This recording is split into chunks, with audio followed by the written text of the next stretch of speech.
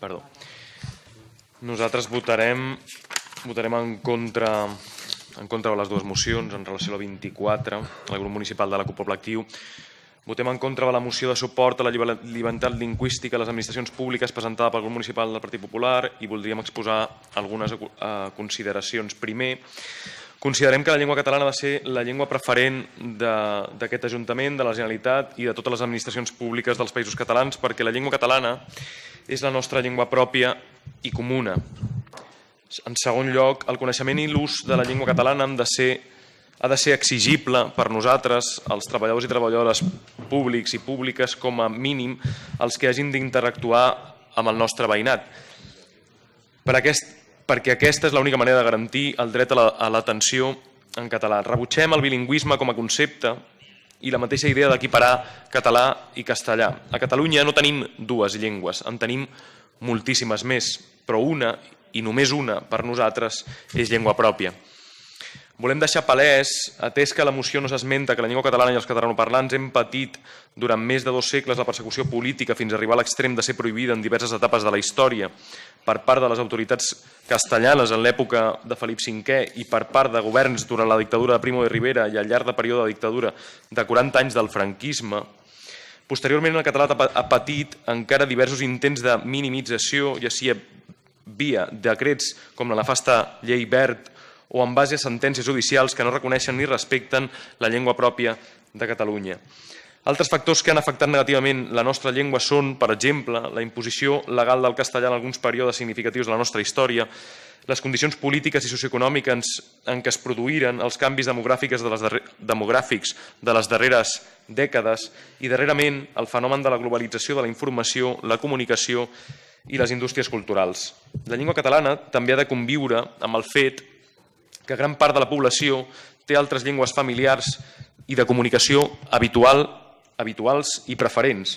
Aquesta realitat, doncs, exigeix una política lingüística que ajudi eficaçment a normalitzar la llengua pròpia de Catalunya i que alhora garanteixi un respecte escrupolós als drets lingüístics de tots els ciutadans i ciutadanes. Aquest procés de normalització que ha estat i és exemplar pel que fa a la convivència de les ciutadanes de Catalunya es fonamenta actualment en la llei 1/98 de 7 de gener de política lingüística que també reconeix l'Estatut. El reglament per l'ús de la llengua catalana de l'Ajuntament de l'Hospitalet de Llobregat, aprovat pel ple l'any 2006, es basa en l'esmentada llei de política lingüística. El grup municipal del Partit Popular afirma cínicament, al nostre entendre, en la seva moció, que ja s'han aconseguit els objectius de recuperació i normalització. Potser per ells i elles, pel Partit Popular, qualsevol progrés en l'ús del català els hi sembli excessiu. La realitat és que no podem parlar de normalitat en l'ús de la llengua, encara que el grau de coneixement a nivell de Catalunya ha augmentat, és només la llengua habitual d'un 36% de la població, en dades d'IDESCAT.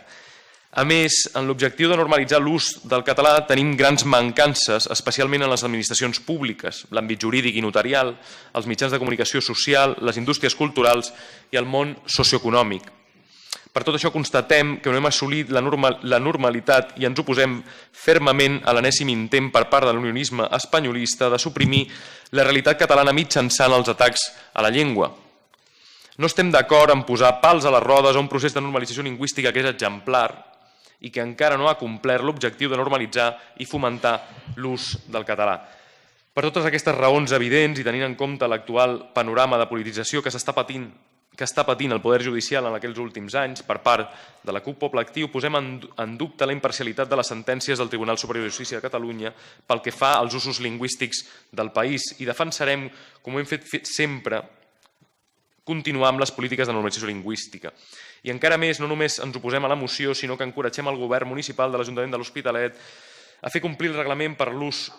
de la llengua catalana aprovat pel ple l'any 2006, a seguir amb les polítiques de normalització, com s'està fent fins ara, i a refermar el caràcter preferent del català a l'administració. Gràcies.